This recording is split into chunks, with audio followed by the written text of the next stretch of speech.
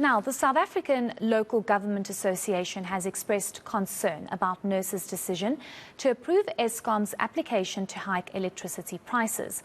The energy regulator granted the power utility an 18.65% tariff increase. SALGA says consumers are cash-strapped and the price hike is simply unaffordable. The association is concerned the tariff hike will worsen municipal debt.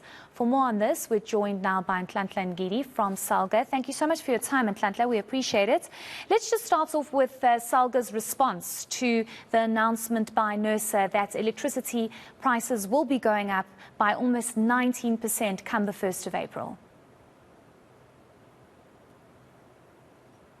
Yes, good afternoon, Heidi, and thank you for having me, and good afternoon to the viewers at home.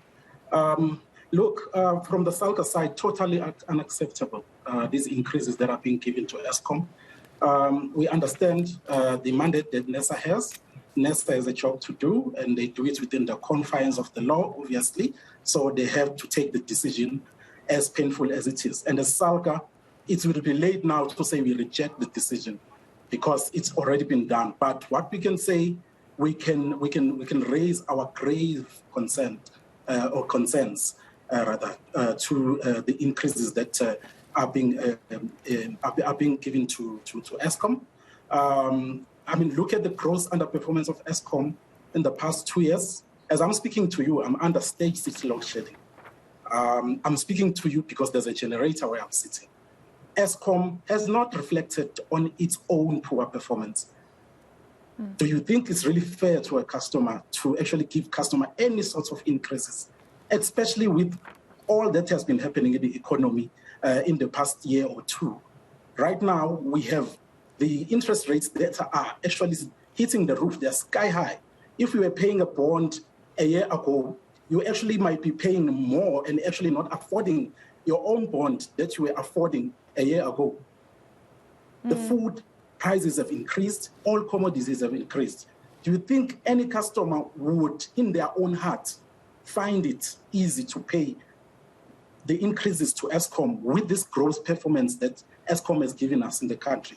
I think not. It is a very concerning picture, and I want us to move over to, I mean, you've touched on how South Africans just cannot afford this, and we are paying for something that most of the time we don't even have because of the constant rolling blackouts. But I want us to move over to the issue of municipal debt, because out of the almost 300 municipalities, about 99, which is almost 100 municipalities, are defaulting and are unable to pay Eskom. The debt that municipalities owe Eskom amounts to 50 billion rand. In your view and understanding of the situation, would you say that municipalities are going to be far worse now with this increase of almost 19% and more municipalities might default? It's very scary. You know, right now, we had smaller municipalities owing Eskom.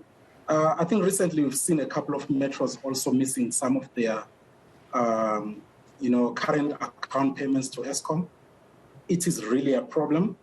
The customers really now are really cash-strapped. They are not paying municipalities. Their two municipalities is actually 290 billion rands.